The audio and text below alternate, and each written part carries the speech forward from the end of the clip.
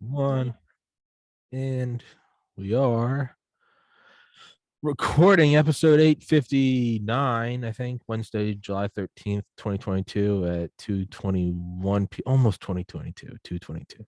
Wednesday, July 13th, 2022 at 2:21 p.m. Eastern Time Correct. with Peter Maslanka.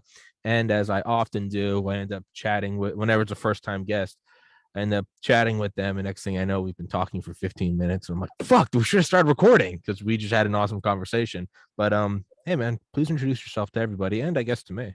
Sure. So I started Catalyst Foods, this blog, and through a lot of self experimentation, I had some skin issues, some digestive issues, IBS, irritable bowel syndrome, and initially I was trying to find some fixes.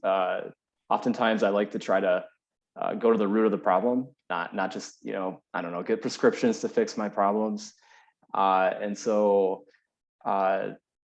one friend actually suggested I watch Game Changers, and I checked it out. It's just like it's basically vegan vegetarian propaganda. James Cameron backed it with funding. James Cameron. Yeah, who also, by the way, he's trying to start like a pea protein plant company or milk company. So little skeptical there. And my buddy was telling me, he's like, dude, why are you watching that? Why don't you go to the other side, check out the carnivore community? And so I found all these testimonials from people fixing a lot of chronic ailments. And that kind of led me down this wild path. I started consuming liver and some other organ meats. And because I wasn't consuming any vegetables, you got to get your micronutrients from something.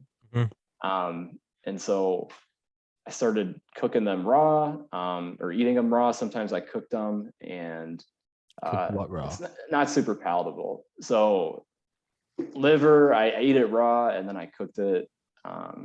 It's not that good tasting, to be honest. Have you had it before? No, I haven't. Okay. So some homework, definitely try some maybe after this episode or something. But liver in particular it's kind of like nature's multivitamin, super nutrient dense. It's been consumed by a lot of primitive cultures around the world. And so I started, once I could not eat it cooked at all. It just didn't do it for me. So then I looked into taking it freeze dried, like in liver capsules. Yeah, like powdered or something. Yeah, powdered, exactly. And good stuff.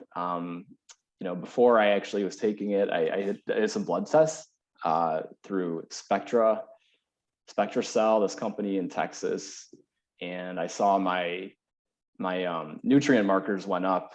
About 3 years later, I took a test again a few months ago, and so yeah, I don't know. I feel like I've been kind of rambling a little bit, but no, dude.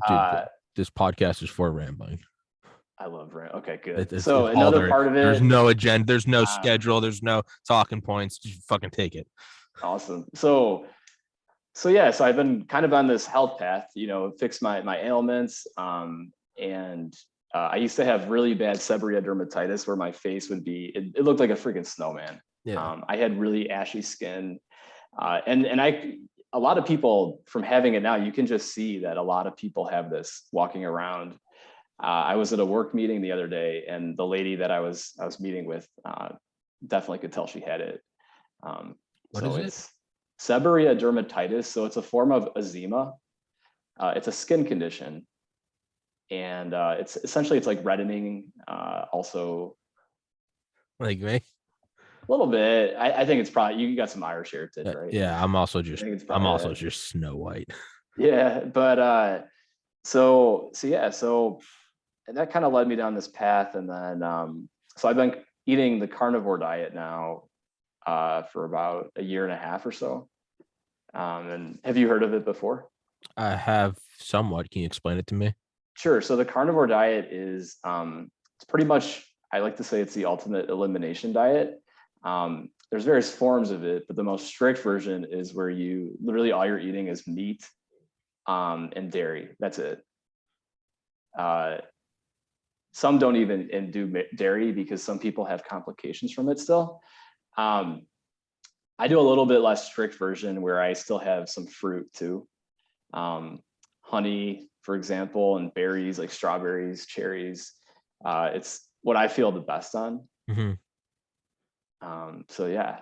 And So is that now, just from my limited mindset, isn't that kind of like the opposite end of the spectrum of, and again, from someone that knows next to nothing about this, like the critique of like veganism or vegetarianism it's a is total like, opposite. it's like you're not getting, well, no, but like I mean, obviously in that sense, it's the literal opposite. But I mean, in the sense of like the meta critique of one is that, you always say like, oh, they're weaker, or they're not getting all the nutrients they need. Could you, I mean, devil's advocate, could you say only going meat would also, does it not have some drawback That's a somewhere? great question. I have, so that's what's interesting. When I initially started this, I couldn't believe it when my friend told me about it.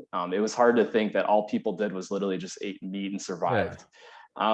But actually, you can get all of the body's necessary nutrients from animal foods. You can't say that though for people that are vegetarian or vegan.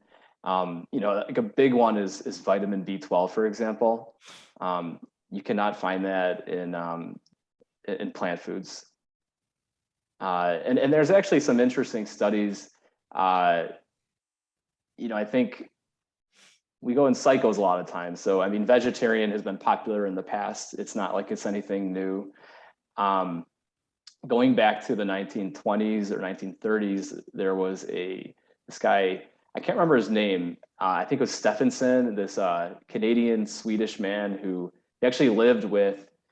He did some anthropology studies. He lived with the Eskimos up in northern Canada, and he found that for about 5 years he lived with them, all they were consuming was animal foods. That's it, no carbs, period. Up there in the ice there, they were eating a lot of seal, a lot of fish, and he said that it was the best he ever felt. And for 5 years, he had, no dental cavities or anything, no ailments. The people there were really strong and hardy and healthy. And when he came back, people didn't believe him. So he actually lived in New York City with another gentleman for about a year, where they tried to recreate this diet, and they proved that it worked. Do you think that there are, so like, what kind of a society was it? So he lived with Eskimos. Yeah. So it was primitive culture. They had no exposure to, modern foods at the time. Sorry, my head's itchy. If you can't tell, I just always play devil's advocate. So even if I agree with Yeah, I love everything your you're saying, questions. I'm just gonna jump to the other side because if we're just on the same side agreeing with each other, what's the point of the podcast? Mm-hmm. So could you argue that it fit for that society, that sort of more rugged, directly interfacing with nature? Does that and from the body, okay, it's strong, good, muscle synthesis, no cavities, all right, good, rugged, the machine's ready to go out there and fuck up some seals. Yeah. Does that necessarily translate over to you're in Boston going to Harvard researching jet engines? Like, do they know if it has the same like cognitive effect? Like, does it transfer over into modern day? Whereas if you are just outside surviving, like up, in Alaska or something, sure, it's fine. But to separate, it's not just that cities are different. There's often like a cognitive academic. I'm friends with Delta Force guys who could rip my dick off and kill me with it, right? I'm also friends with like neurosurgeons. The latter Yeah. cannot kill me with my dick, but the Delta Force guys absolutely could not like delicately take like a blade and like operate on a tumor. You know what I mean? So like, does it completely translate to like, I don't know, like mental rigor? I guess I'm trying to. Oh, so like if you're, I would argue yes. I mean, All because right. you're, for all these, so, I mean, whether you're studying like in the library or something and taking a test versus having to build a hut, I mean, I think you're still using your brain. Sure. And so another interesting study in the 30s, what happened was this guy, Weston A. Price, he was a dentist, and he went over he studied like, I don't know, maybe 16 different cultures from all over the world, living with these primitive cultures that didn't have any exposure to modern society. And they were all of them were, from a health point, they were all flourishing. I mean, I guess I see what you're saying, maybe, in terms of maybe development and, technology advancement. That's a good point, actually. I didn't think of that. Because a lot of these places, they're just very primitive that were studied for this kind of diet. Yeah. Yeah, that's a good point.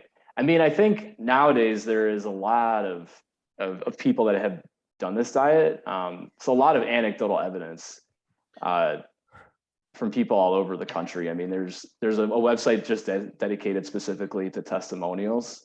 It's called Carnivore.diet. That's it, and you'll find it online. And then even just personal experience. I mean, a lot of this is, I'm not a doctor. Sure. I don't know the science the best, but from personal experience, when I started this diet, there was, I did it for skin issues, digestive issues.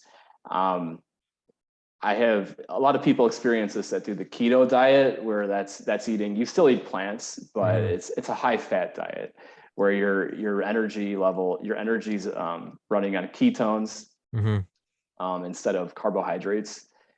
And I mean, I feel like the clearest I've ever been able to think in my life. I don't have brain fog in the afternoon. There hasn't been, I've only gotten stronger through this diet. Yeah. Cognitively. Do you think it's possible that the human body is just just such an OG survival machine, from the Siberian steppes to like the Saharan desert? Do you think like this just genetic? I mean, again, look at me. I'm bright white.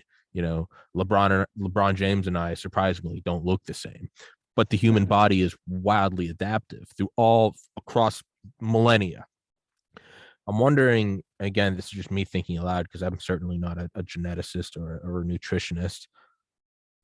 Can the body, will it adapt and thrive on just about anything? And then to jump from that, I wonder if you could say, when there's only like your body doesn't know it's 2022. Your body doesn't know that like there is food. It still holds on, it's the bane of my existence, but like my body's like, you don't need nabs, you need some pudge in case there's a drought. And I'm like, there's no drought, like, give me abs. And it's like, no, buddy, we're saving your life. No, you're not. Yeah. In that way, the human body doesn't know it's and so what it does is it holds on to everything. I'm almost wondering if you get to a point where your diet is like hyper focused onto one thing, be it meat or be it, let's just broadly say, like, high fat or purely like plant-based. I wonder if your body is I wonder if there's some genes being activated that are like, shit's hit the fan. We're somewhere where there's only fish. Like something's happened. The normal shit's not going. Does the body just zone in on that? Not that you have the answer to any of this. Not that anybody does. That's a good question. I don't know. I mean, I think it depends on what you eat. I think if you're, there's just been so many examples of like primitive cultures where they eat only this food and they're fine. And across the board, I think as long as you're hitting certain markers. Like a lot of these cultures would eat organ meats, they're the most nutrient dense food in the world. And you're okay. I think through a lot of, I don't know if I'm following the question totally. No, trust me. And I was, as I said, rambling. I was making it up as I go, which is why I'm always like, hear me out. I'm feeling it out as I'm asking you. It's like, when you focus on like one thing and one thing only, does like there are stories of like guys like trapped on like a raft for like 100 days, right, in the Pacific during like the World War II or something. Yeah. And they talk about how they got sick of eating fish and then they started to enjoy it again.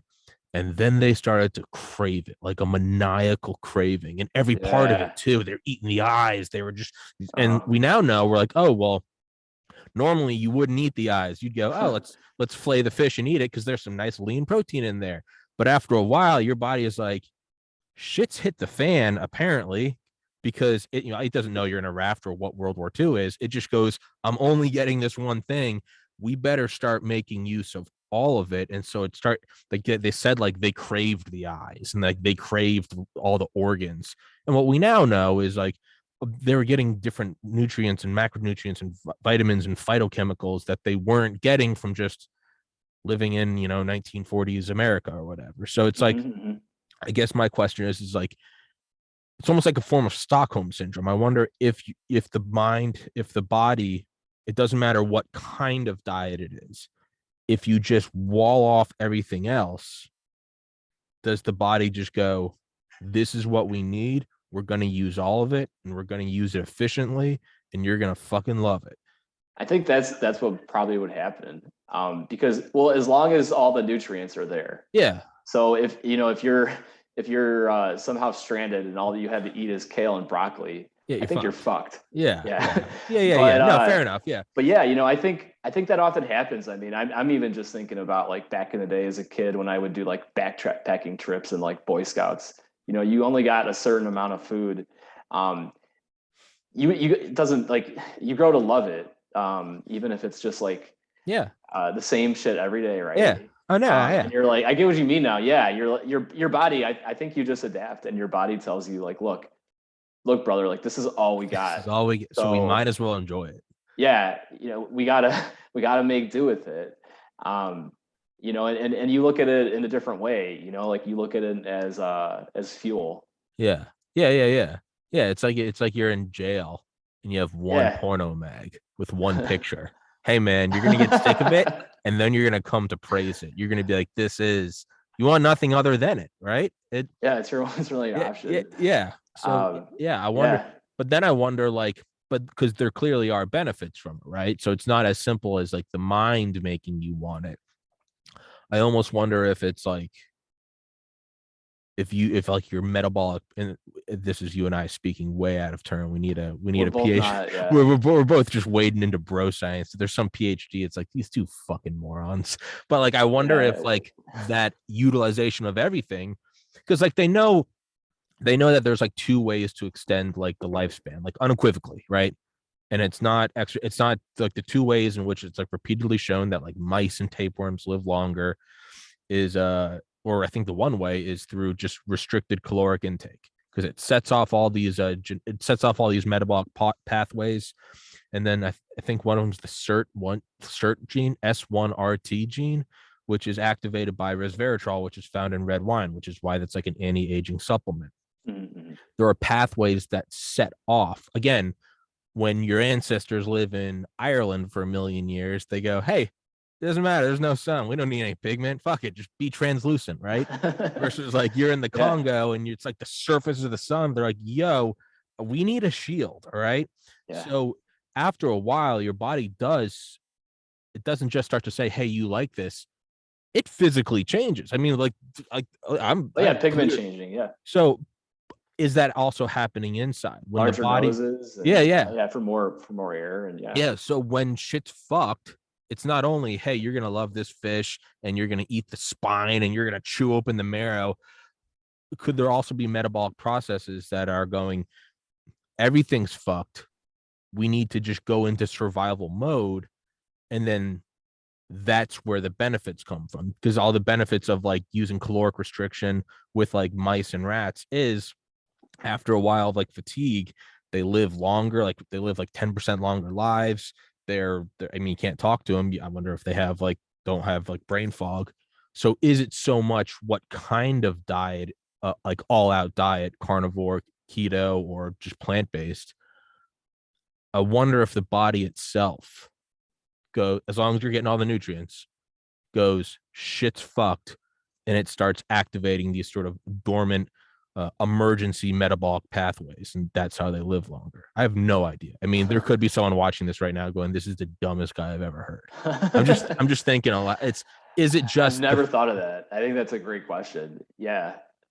I, does it just like we have tons of nuclear bunkers. They started under FDR. There's a great book on it called Raven Rock. I've showed that book 10,000 times. Garrett Graff honestly probably owes me a bit of money because I've showed that book so many times.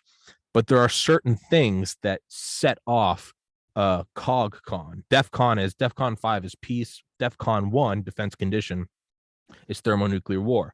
I think we got down to like DEFCON 3 or 2 during the Cuban Missile Crisis. I think for a moment we got down to 2 after 9/11.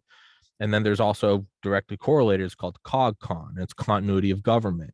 5 would be total peace. 1 would be thermonuclear war. Things go into action. We keep these bunkers. They exist. Like COG-CON 5, the bunkers are on. You got your skeleton crew going in there. They're checking the generators. They're, bathrooms work.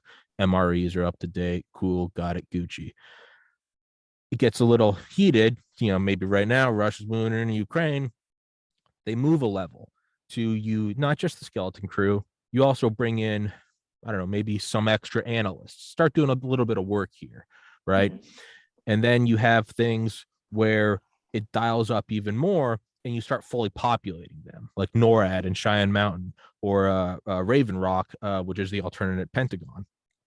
They start spooling up more.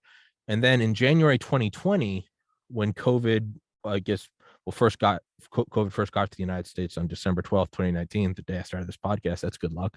But in January 2020, in NORAD, they actually, for the first time in decades, closed the nuclear blast doors because they didn't know what it was. We're like, we don't know what this thing is. Is this a bioweapon?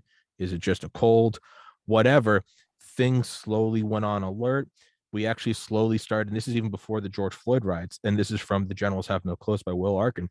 We actually started slowly moving National Guard units around the United States just in case shit got wild. And so now let's say we're looking at Earth as like a petri dish, like a big cell, right?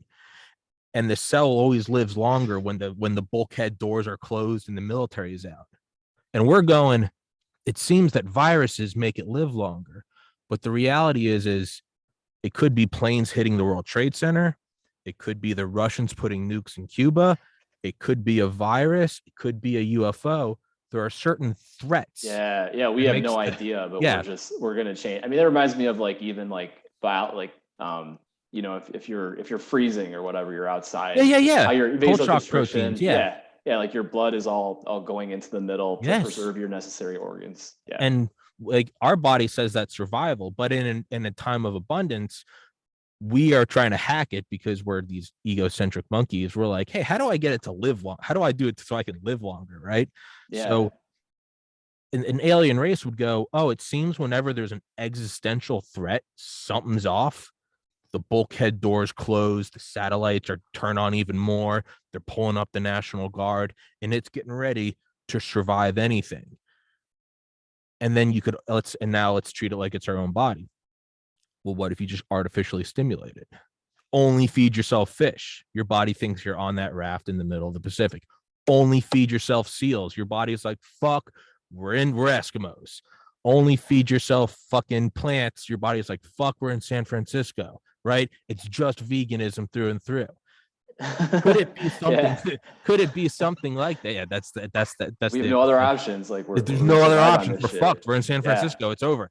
But I wonder if there's something like that. So it's perhaps not, and this might be all proven wrong by just anyone with like an MD would just be like, you're retarded. But like, is it the threat that causes internal metabolic pathways to start going?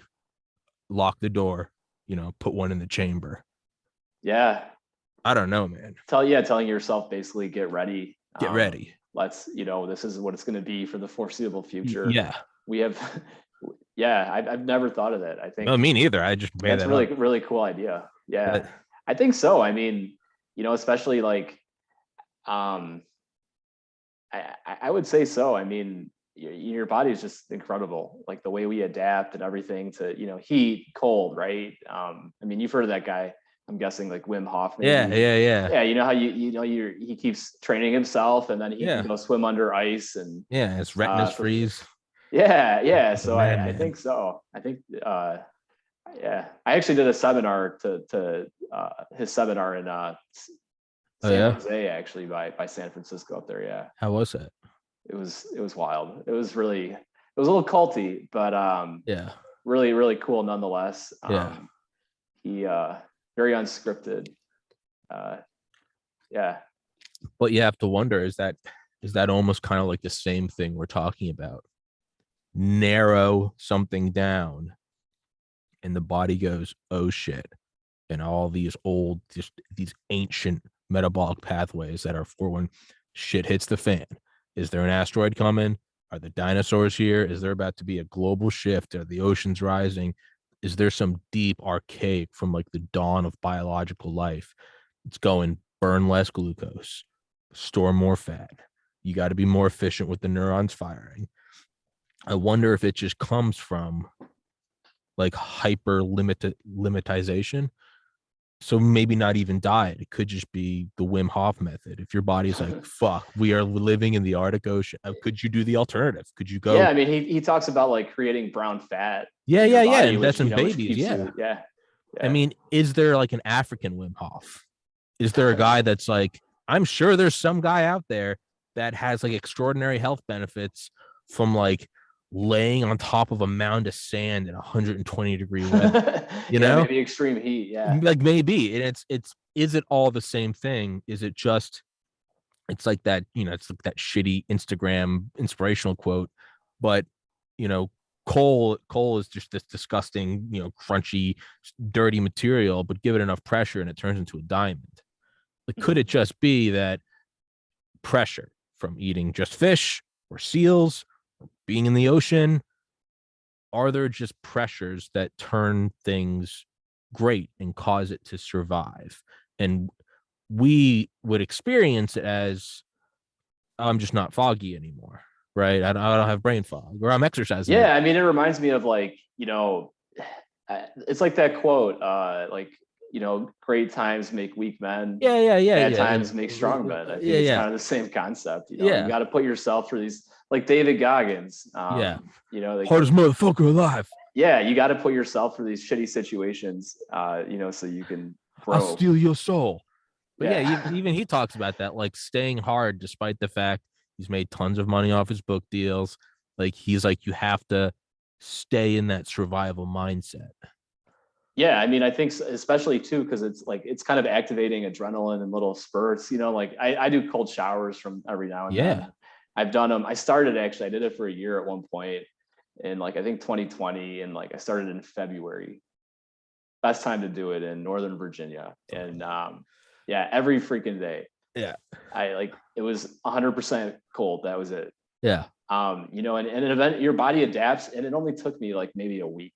Oh yeah, I did it when I was Uh, pre-med. I would do it every day after the gym before I started oh, studying. And I don't mean like I mean like step in, close the curtain, and then crack it just squeal far maybe enough for a that little it bit. comes on. A few times that happened, but yeah. You just and then it. I mean, but Yeah, even a minute in, you're like, all right, we're all fucked, right. like you said, kind of, You right? You're just, like, you all just kind right, of like we're fucked. you get We the gotta worst adapt, parts. Soak the and we gotta hair, get through soak your this. back, get your armpits, get your dick, get all the parts that are gonna make you jump, and then you're like, and you just kind of start shaving. You're like, well, I gotta and before you even know it, you're standing there just kind of thinking about whatever you got to do next. You're like, sure, I got to go to that meeting today. You're just not thinking about the fact that you're just in a freezing cold Yeah, shower. it's yeah.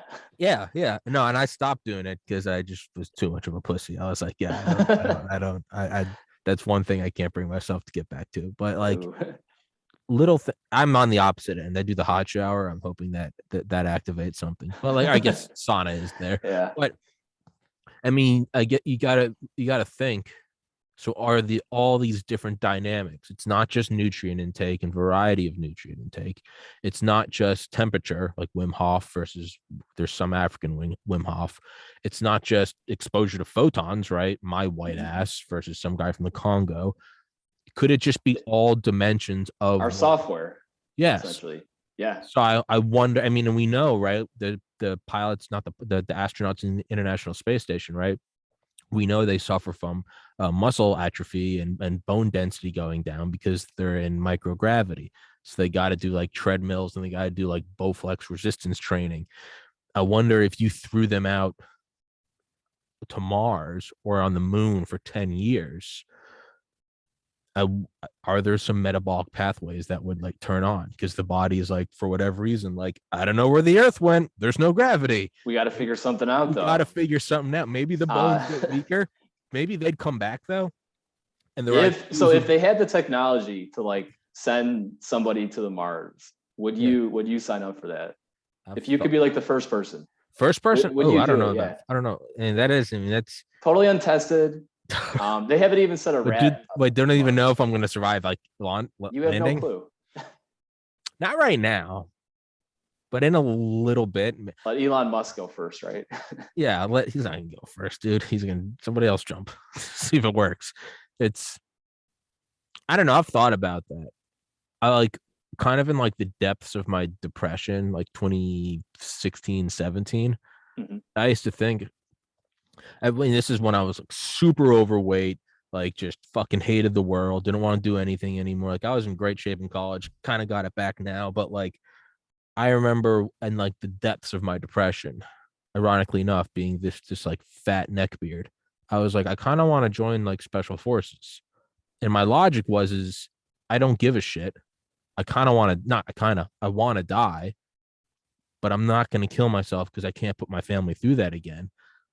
And one of the things I thought was like, well, what if I can't get into special forces? And what a surprise. I doubt I could.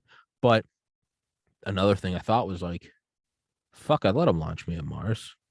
It'd be an exhilarating thing.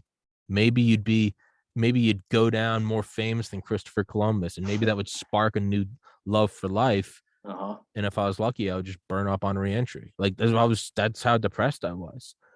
Things are going like pretty well right now. Like I love the podcast. I get to do what I want. I wear slippers to work. I wake up at noon. I hit the gym. So right now I'm like, not yet, not yet. But I don't know. Even there though, isn't that kind of that's a great question actually, because isn't that kind of like a meta theme of the earth being like a biological system? When the stresses get so bad, overpopulation, climate change, whatever the fuck, pandemics, is that what causes it to go, fuck it, we're throwing somebody at Mars? Yeah, otherwise, we have no other options. Otherwise, why would you? Why would you eat the fish of the eye or the eye of the fish if you weren't? You still got the fillet there. Yeah. If I'm coming up to you and there's an eye of a fish and there's also some garlic bread, you're going, dude, fuck off, give me the garlic bread. But you're on that raft, you're getting shot at by Japanese Zeros. You don't know if you're getting rescued. You're going, give me that fucking eye.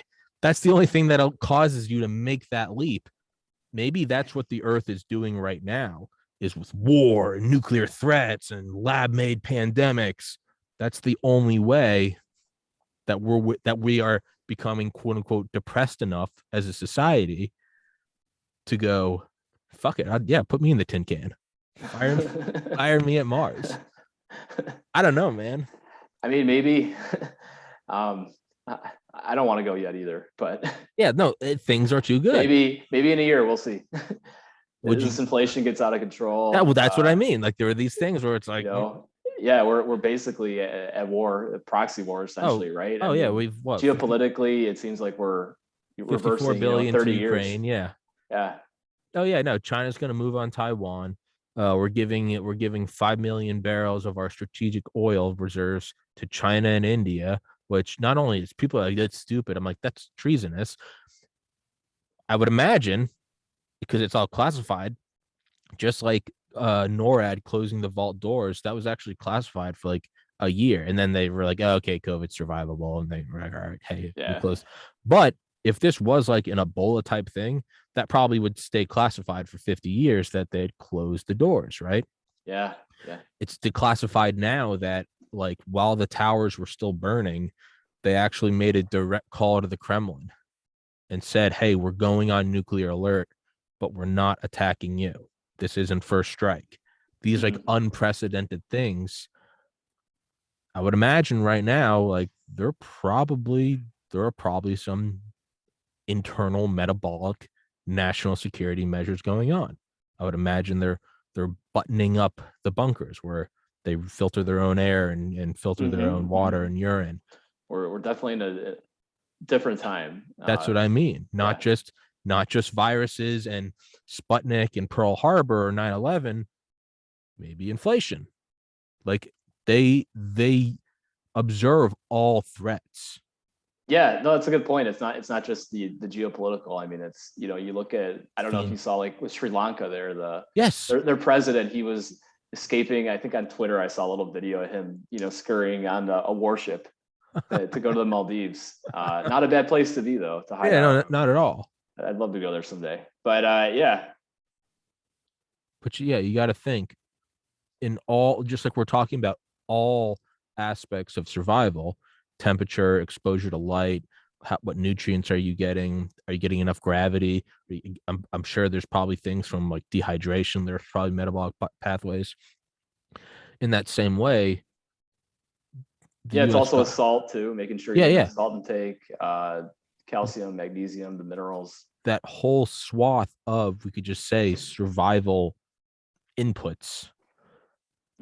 The national security state also observes. Like they don't just go, are there missiles coming? Is the food line going to collapse? Yeah. Do we have water security? Energy? I always heard for the longest time too, a lot of like ex-Navy SEALs used to say that like one of our biggest threats was, you know, the power grid. Yeah. I'm sure they've taken precautions since, but no, it's yeah, I guess you look at Texas, right? Well, no, they're afraid of it's something called a Carrington event, not to be confused with my last name. Carrington. What is that? The Carrington event. Well, it's called the Carrington event. It was a solar flare, I think in like the late 1800s, early 1900s. When they first kind of started having like electricity and telegrams and shit. And it basically acted as a natural EMP. And it fucking fried everything. But it didn't really matter because like only billionaire tycoons had telegram. It's like Carnegie and Rockefeller were like, fuck, my telegram's not working. And it's like, well, everybody else is just, you know, shoveling cow shit and going about their day. But if there was one right now, we'd be done. Refrigerator done. Supermarkets out. Hospitals done. Everything, communications over. Nothing. Now, NORAD and Raven Rock and all these other things, again, Raven Rock by Garrett Graff, they're all EMP hardened, which means they're like they have concrete that's also woven with like copper mesh. So it doesn't matter if there's an EMP. They are hardened. The rest of our grid is not hardened. No, you're right. Yeah, it'd be limited people that would be saved. The full name of the book is Raven Rock: How the U.S. Government Plans to Save Itself While the Rest of Us Die. Oh, I love that. Well, I don't really then maybe, I don't know, maybe that's a reason for you to go to Mars then. If we're all screwed. Again, it might be. Maybe that's the purpose. Maybe that's the only, maybe that is, you know, it's like the bird kicking the baby off the branch and forcing it to fly.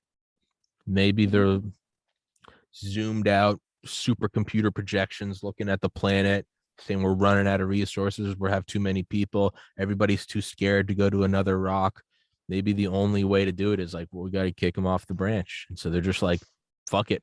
Fuck everything. Ukraine, you're getting invaded by Russia. China, move on Taiwan. We're going to have food supply disruptions. Fuck it. Release a pandemic. No southern border. Let it all go. Rampant censorship. Just let it all run. That's the only way that you could guess to go, all right, the species has to survive. Fuck this place. I'm riding shotgun with Elon. I don't know, man. For full disclosure, these represent all my own thoughts and opinions, and not Peter's. I don't want to. Thank you. I don't want people. I always, every once in a while after I rant, I need to say that. Like, this is Tommy talking. It's okay. Peter's. You got a lot to think about there, and you know, I like your national security angle as well. I didn't think we'd be talking about national security today. Nobody ever suspects Raven Rock, and then I bring it in. But yeah, man, I don't really know how we got to this point. Yeah, we started talking about the carnivore diet, and you know, talking about how your body adapts, and nuclear. It always comes to nuclear war. I get, maybe that's my own problem.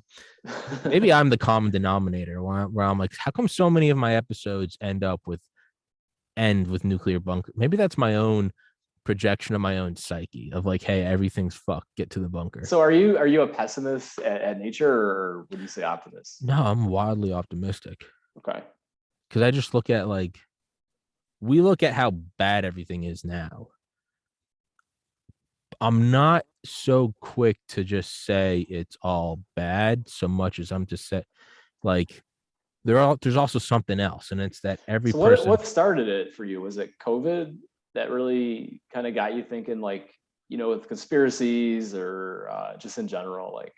Well, for me, like, optimism is, we're also at a time in history when it seems like it's the worst it's ever been, but we're also at a time when we're all connecting and we're all texting each other and there are cameras everywhere. So is it the worst it's ever been, or are we all just aware of what it's like all over the world?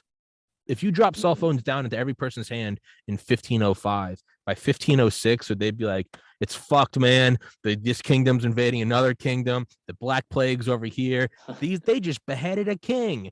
Can you fucking, some guys just got in a bunch of wooden ships and said, fuck you, we're going to the new world. Like, I'm not so sure that it's that the world's falling apart so much. It's that we all have eyes and ears all over the world. So we're going, oh my God, it's like, it's madness. I mean, I think history often goes in cycles. Like, I'd say 50-year cycles, and maybe 200-300-year cycles, like, say, for empires lasting, right? Yeah. The British Empire kind of sunsetted after World War II with we became the reserve currency after them. And I think we're in kind of this like end of the last 50-year cycle. You think about inflation, right?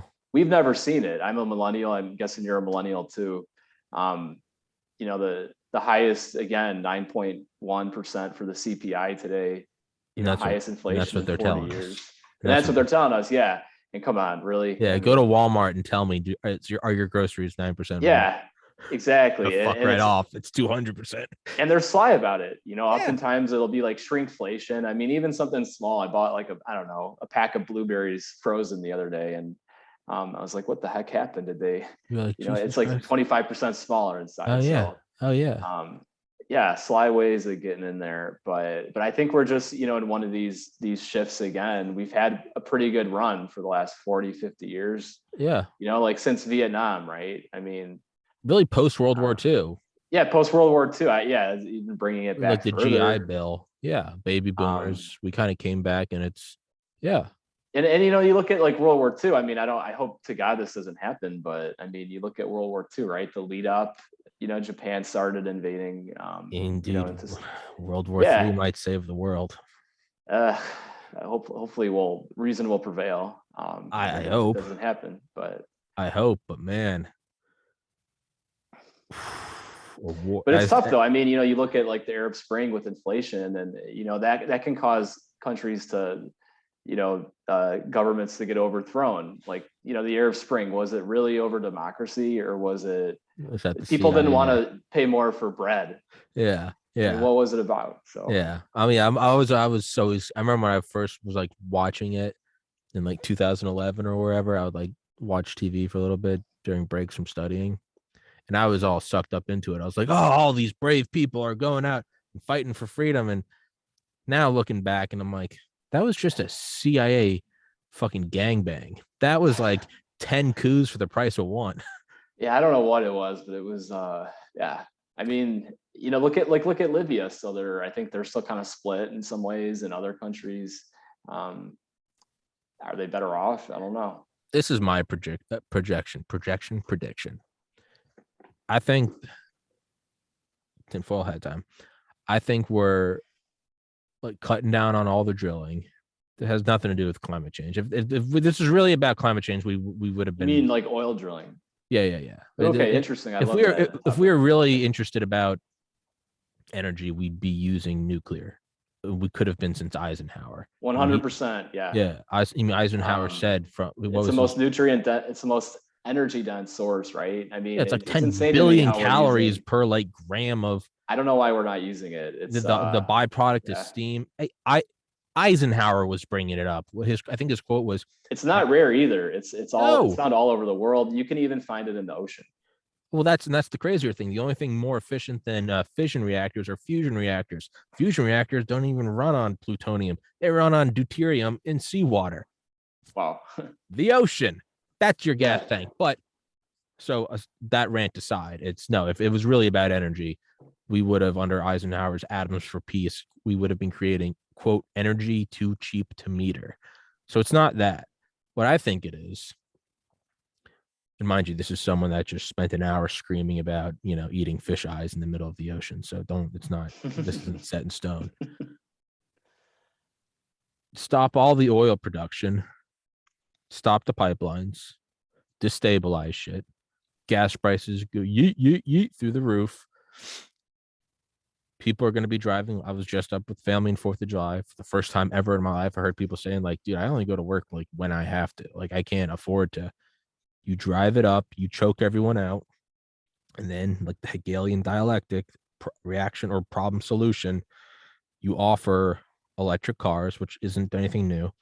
But okay, so what do electric cars run? What are the batteries? The batteries are made of rare earth minerals. Mm-hmm. Where's the greatest density of rare earth minerals? Uh, Afghanistan. I think I was gonna say the Congo, but okay. Yeah. I know for at least lithium's there. All right, Congo, whatever. No, I've heard the same thing with Afghanistan being very, very high too. I think we're replacing the petrodollar with the rare earth dollar. And that's going to open up the next century of justifications of wars. We got to go.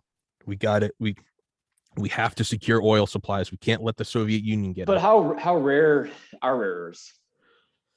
Well, I suppose marginally rare. I honestly can't intellectually answer that question. So I've heard before that it's a lot of times it's often like byproducts. So like, let's say you have a gold mine or a copper mine or or uranium even, that you can still get rare earths sometimes. I'm not really sure about that, but or maybe this is a long con Chinese like checkmate, because they have 30% of the world's rare earth minerals, but 90% of the trade. And it's because theirs are closer to the surface and I guess more it's easier pure to get. Yeah. Okay. Get everyone on cars. And now they're the new Saudis, right? Mm-hmm. But Saudis were the original Saudis, and we still had a bigger military than them. We just made sure to get our oil from them. We just made sure to be in bed with the royal family. I think they're, because like if we go and do another war and like for oil, like you can't really pull that one again. Everyone's like, all right, the last couple decades, Vietnam was all right. It's not going to work. Yeah, it's like we're unless we have like a long gap or something, and people forget, generations change. But the difference with like the whole cycles of empires is there's never been an empire with such a massive military force at the end of its life. Normally they're spread really thin and they're dying and they're withering on the vine. We're this massive military. We're the guy starving. And he's in a grocery store and he's the only one with a shotgun. He's going, I don't have any money, but I'm also the only one with a gun. So I'm going to go grocery shopping. We're kind of in a weird spot where it's like the empire's falling. The US dollar is worthless as we're inflating it. Fuck around and find out who's going to, who tells the US, I know I'm not. Everyone else isn't doing much better though. Yeah, that's true. A lot of other countries are indebted. China has that like debt to GDP for housing or whatever so high. Yeah. Australia has insane housing prices. I think honestly, I hate that. I think it's coming down to like World War III. And it's just they're just gonna reset everything. You can clear all the debts when the whole world's at war and you kill most of the people. I hope it doesn't get to that. I mean, I don't want it. I don't. But yeah. Hey, full disclosure, I don't want that to happen. Seems. I mean, I think often people forget though. I mean, you look at the whole history, right, of the world, and there's been unfortunately a lot of war, a lot. Yeah. We think we're getting better, but I think our software, it doesn't always change. No, as Dale Comstock, the Delta Force guy I have on here, always says, We are nothing more than the warring ape. That's all we are. That's well said. Yeah. And we can look at it and go, well, no, we're more sophisticated. The second biggest war in the world was 100 years ago. The first biggest war in the world ended 77 years ago.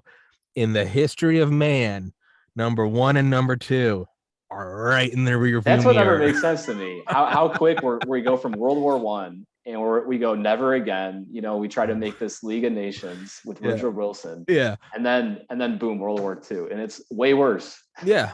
And we're going never again. It can't happen. There's nuclear weapons now. It would never happen. I don't know, man. Leading up to World War One, Blueprints for Armageddon by Dan Carlin does an awesome 6-part series on it. Leading up to World War One, you could almost take the headlines and they're like identical to now. They're like, the world couldn't be at war. We're too interconnected. And it's like, man is too civil. And it's like with air travel. They said about that, right? With Germany, we're so interconnected economically, Germany and in the UK. Yeah, And then they even had the royal family, right? Like they're technically German. Yeah. And then they got out like the Maxim machine guns, like the hand cranked automatics and the water cooled Vickers. And they were like, we couldn't do war. Look at what happened. The guns are rapid fire now. LOL. Right? We get to World War II and we're like, there couldn't possibly be a war because now our planes can fly over oceans without refueling. Curtis LeMay in Japan, LOL. I'm going to burn it to the ground. Now it's like there couldn't be war. We have thermonuclear warheads hipped onto ICBMs, which can travel anywhere in the world from orbit in 30 minutes. I don't know. I mean, if we have another one, unfortunately, it seems like it'd probably be worse than World War II. It would be the worst one. It would be the end. Which again is my final plug for Raven Rock by Garrett Graff. And Peter, man, I enjoyed this. Let's wrap this one up. I'd love to do one with you again. Yeah, thank you. Thanks for having me. Maybe we'll focus back on your blog and less on the end of the world. But yeah, we both are optimists, though. Yeah, I am. I all jokes aside, I thoroughly am. My logic is we got through World War One. We got the fact that we're here talking about it. We got through the Cuban Missile Crisis. We got through the lesser known Able Archer in '83. We got through 9/11. We got through 2008. We got through COVID. We're still here. We're here. That which exists tends to persist. I'm thinking I don't know what form it will be, but I am optimistic that we will keep trudging forward. Because why be pessimistic? As Elon Musk says, I'd rather be optimistic and wrong than pessimistic and right. Because then why get out of bed? Yeah. All right, man. Thank you so much. Thanks for having me. I'll send this to you when it's up. Send me all the links you want in the email, and I'll copy and paste it and put it in the description. And I'd love to do another one sometime, man. Okay, sure. All right, buddy. Great. God bless. Take care.